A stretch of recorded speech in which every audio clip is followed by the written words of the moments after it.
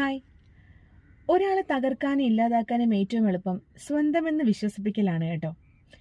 ഒരുപാട് കാപട്യങ്ങൾ മനസ്സിൽ ഒളിപ്പിച്ചു വെച്ചിട്ട്. പക്ഷേ ഈ സാമർത്ഥ്യക്കാരായ മനുഷ്യരല്ല ഈ ലോകം ഇങ്ങനെ മുന്നോട്ട് കൊണ്ടുപോകുന്നത്. താൻ പറ്റിക്കപ്പെടുകയാണെന്നും വഞ്ചിക്കപ്പെടുകയാണെന്നും ഒക്കെ മനസ്സിലാക്കിയിട്ടും അലിവോടെ സ്നേഹിക്കുന്ന ചില മനുഷ്യരില്ലേ, അവരൊക്കെ ഉള്ളത് കൊണ്ടാണ് കേട്ടോ ഈ ലോകം ഇങ്ങനെ മുന്നോട്ട് പോകുന്നത്. ശരിയല്ലേ? ഹായ്. നമ്മൾ ഈ സങ്കടങ്ങളൊക്കെ ഇല്ലേ, പറഞ്ഞിട്ട് മനസ്സിലാക്കുന്നവരുണ്ട്, പറഞ്ഞിട്ടും മനസ്സിലാക്കാത്തവരുണ്ട്, പറയാതെ തന്നെ മനസ്സിലാക്കുന്നവരില്ലേ. ഈ പറയാതെ തന്നെ മനസ്സിലാക്കുന്നവരില്ലേ, അവർ തന്നെയായിരിക്കും നമ്മൾ ഏറ്റവും കൂടുതൽ മനസ്സിലാക്കിയിട്ടുള്ളവർ. ശരിയല്ലേ? ഹായ്, ഞാനൊരു പാട്ട് പറയട്ടെ. ഒറ്റപ്പെട്ടിട്ടും അപമാനിക്കപ്പെട്ടിട്ടും ഒന്നിനും കൊള്ളില്ല എന്ന് പറഞ്ഞ് മാറ്റി നിർത്തപ്പെട്ടിട്ടും അവനവൻ്റെ സ്വപ്നങ്ങൾക്ക് പിറകെ വാശിയോടെ പോകുന്നത് നമുക്ക് നമ്മുടെ മേൽ തന്നെയുള്ള വിശ്വാസം കൊണ്ടായിരിക്കണം. ആ നമ്മളോട് തന്നെ ആയിരിക്കണം നമ്മളുടെ കടപ്പാട്. ശരിയല്ലേ? ഹായ്, ഇന്ന് ഞാനൊരു ഇൻട്രസ്റ്റിംഗ് കോട്ട് കണ്ടു കേട്ടോ. നമ്മളെ വേദനിപ്പിച്ചവരോടുള്ള ഏറ്റവും നല്ല പ്രതികാരം നമ്മുടെ കണ്ണീരിനും സന്തോഷത്തിനും കാരണം അവരല്ല എന്ന് കാണിക്കലാണ്. അങ്ങനെ അവർ സന്തോഷിക്കേണ്ട. ശരിയല്ലേ? ഹായ്, ഞാനൊരു കാര്യം പറയട്ടെ. ഞാൻ ഇന്ന് കണ്ട കോട്ട കേട്ടോ.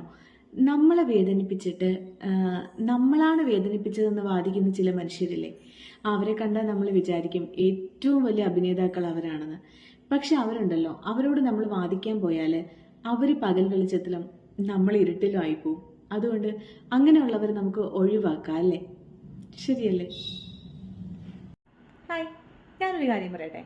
നമ്മൾ ഇത്തിരി സന്തോഷത്തോടെയും സമാധാനത്തോടെയും ഒക്കെ ജീവിക്കുന്നത് കാണുമ്പോൾ ഇഷ്ടപ്പെടാത്ത ചില മനുഷ്യരില്ലേ, അവരുടെ മുന്നിലെ കുറച്ച് സന്തോഷത്തോടെ കൂടുതൽ അങ്ങ് അഭിനയിച്ച് ജീവിച്ചേക്കണം. അത് കാണുമ്പോൾ ഇല്ലേ, അവരുടെ സമാധാനം തനിയെ പൊക്കോളും. ശരിയല്ലേ? ഞാനൊരു കോട്ട പറയട്ടെ. നമ്മളില്ലേ, നമുക്ക് ഭയങ്കര സങ്കടം വരുമ്പോൾ, നമുക്ക് വിഷമം വരുമ്പോൾ, അല്ലെങ്കിൽ ഒരു വലിയ പ്രതിസന്ധി നമ്മുടെ മുന്നിൽ വരുമ്പോൾ നമ്മൾ വിചാരിക്കാറില്ലേ, ഇനി നമ്മുടെ ലൈഫ് മുന്നോട്ട് കൊണ്ടുപോകാൻ പറ്റില്ല, നമുക്ക് മുന്നോട്ട് പോകാൻ പറ്റില്ല. നമ്മൾ വേറെ ഒന്നിലും ഇൻവോൾവ് ആകാതെ ഇത് തന്നെ ആലോചിച്ച് നമ്മുടെ ഓരോ ദിവസവും ഡിപ്രഷൻ അടിച്ച് ഇങ്ങനെ കൊണ്ടുപോയില്ലേ. അപ്പം നമ്മളൊന്ന് ആലോചിച്ച് നോക്കേ, ഈ മരങ്ങളില്ലേ, ഈ മരങ്ങൾ അതൊരു സീസൺ വൈസ് ഇതിൻ്റെ ഇലകളെല്ലാം പൊഴിഞ്ഞു പോയില്ലേ. ഇതിൻ്റെ ഇലകളെല്ലാം പൊഴിഞ്ഞു പോയാലും ഈ മരം അതിന് വേണ്ടിയിട്ട് വെയിറ്റ് ചെയ്യുന്ന കണ്ടിട്ടില്ലേ, അതിനറിയാം പുതിയ ഇലകൾ അവിടെ തളിർത്ത് വരുമെന്ന്. അതുപോലെ തന്നെയാണ് മനുഷ്യ ജീവിതങ്ങൾ. ശരിയല്ലേ? ഹായ്. നമ്മളിപ്പോൾ ഏതെങ്കിലും ഒരു കാര്യത്തിൽ ഡിസ്റ്റർബ്ഡ് ആണെന്ന് വിചാരിക്കുക. ആ സമയത്ത് നമ്മൾ എന്താഗ്രഹിക്കുക, അപ്പം ഒരാൾ വന്നിട്ട് ഉപദേശിക്കുകയാണ്.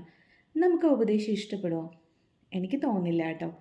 നമ്മൾ ഭയങ്കര വിഷമിച്ചിരിക്കുമ്പോൾ അല്ലെങ്കിൽ ഡിസ്റ്റർബായിരിക്കുമ്പോൾ നമ്മൾ എന്താ വിചാരിക്കുക, നമ്മളെ കേൾക്കുന്ന ഒരാളിനെയാണ് അപ്പോൾ നമുക്ക് ആവശ്യം, അല്ലെങ്കിൽ സ്നേഹിക്കുന്ന ഒരു ഹൃദയത്തിനാണ് നമുക്ക് ആവശ്യം, അല്ലെങ്കിൽ നമ്മളെ താങ്ങുന്ന രണ്ട് കൈകളെയാണ് ആവശ്യം, അല്ലാതെ ഉപദേശമാണോ ആവശ്യം? ശരിയല്ലേ?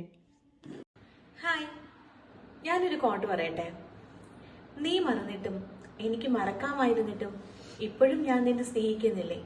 ഇതിനേക്കാൾ എന്ത് തെളിവാണ് വേണ്ടത് ഞാൻ നിന്നെ അത്രയും മനോഹരമായി സ്നേഹിച്ചിരുന്നു എന്നുള്ളതിന്? ശരിയല്ലേ? ഹായ്. പരിധിയിൽ കൂടുതൽ ആരെയും വിശ്വസിക്കരുത്. പൂർണ്ണമായി നമ്മൾ എല്ലാവരെയും മനസ്സിലാക്കിയെന്നും വിചാരിക്കരുത്.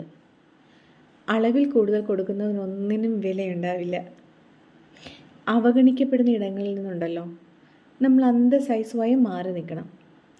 കൊടുക്കുന്നതൊക്കെ തിരിച്ചു കിട്ടുമെന്ന് നമ്മൾ പ്രതീക്ഷിക്കുകയും ചെയ്യരുത്. ഹായ്. എല്ലാവരും എപ്പോഴും പറയുന്ന ഒരു കാര്യമുണ്ട്, അമിതമായി സന്തോഷിക്കരുത്, അതുപോലെ തന്നെ അമിതമായി ദുഃഖിക്കുകയും വരുത്. പക്ഷെ എന്തിനാണ് ഈ മറ? നമ്മളൊക്കെ നിമിഷങ്ങളിലല്ലേ ജീവിക്കുന്നത്.